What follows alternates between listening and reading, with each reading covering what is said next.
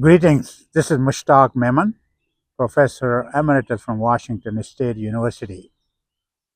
In last few videos, I've been talking about management of equine breeding.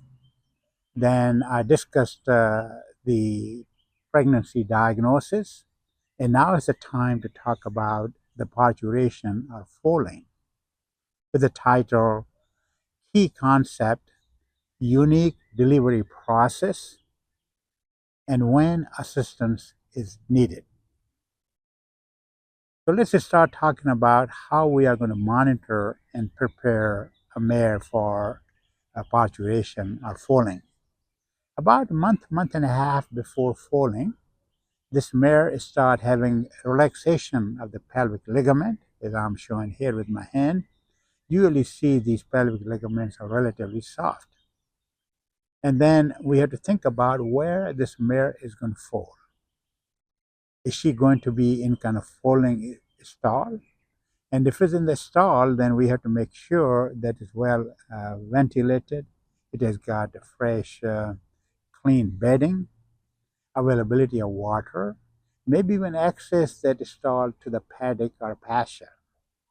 But if the weather is good, and if you decided to have this mare foal in the pasture, then make sure that if there is uh, rain or snow or whatever the weather requires for to protect that mare for foaling.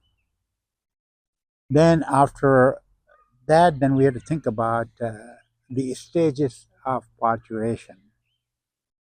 Really, the parturition process is a continuous process. It does not have any break from one stage to the other.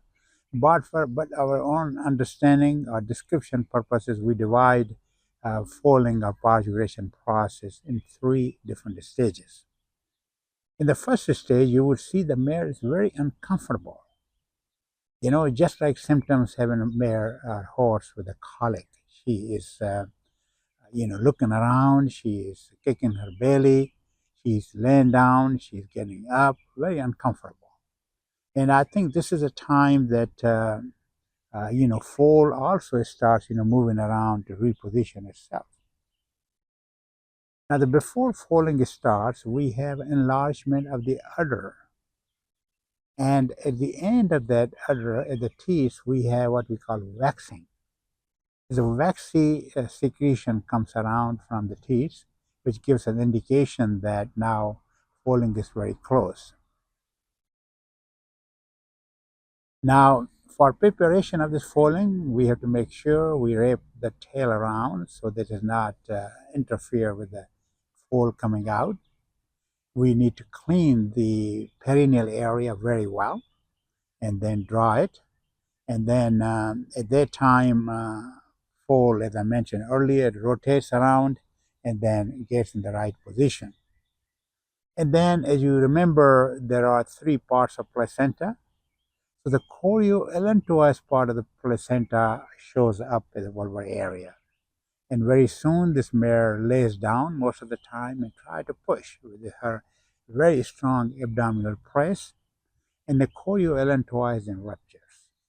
When it ruptures me now, she is in stage 2 or ready to foal or expel that fetus. So what the fetal expulsion is also a very explosive process. It takes only about 20 to 30 minutes the foal comes out. Now, if it takes more than 30 minutes, while mare is pushing, she has this abdominal press, chorioallantois has been broken, I think more than 30 minutes, then we have to wonder if there's any problem. So it's worthwhile for a veterinarian to check if there's any hurdle, any dystocia, to try to figure it out, how to relieve that process. So then the process continues. Hopefully this mare is still pushing, and then foal is coming out. And then some foals, when they come out, are partially, uh, you know, uh, part of the foal comes out, is wrapped around in the amnion. And if that happens, usually amnion breaks on its own, but some of our practitioners feel that, we need to break that amnion because we don't want to take any risk for foal to suffocate. So I think this is something that one has to consider what needs to be done. Now, once the foal is out, then we need to make sure the navel is disinfected by iodine tincture, maybe even for 3 to 4 days to make sure there's no infection goes in it. And then it'd be a good idea to have a foal close to the mom. So you bring foal close to the mom or mom close to the foal.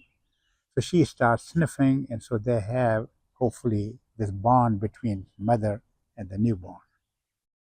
Now, the stage 3 of the foaling is really essentially expulsion of the placenta. So the placenta comes out also within about, as quick as 30 minutes to maybe as long as 3 hours. So if the placenta is not out by 3 hours, we may consider treating that area, maybe, just to prevent an infection. And I wouldn't go into too many details right now, but I will have a separate information, another video about retained fetal membranes in the mare. Now, immediately post-foaling, usually foals start getting up and they start suckling, which is a really very interesting and rewarding process if you are involved in it, to see how quickly this foal can get up and they start finding the place where he can get some groceries. So he will start suckling, and then we have to make sure that he or she suckles well, because that early, secretions of the colostrum is extremely important for the well-being of this newborn foal. With that, I'm going to stop and welcome your questions or comments you may have. Please ask me on the YouTube channel again, and I will be more than happy to answer. With that, I'll wish you well.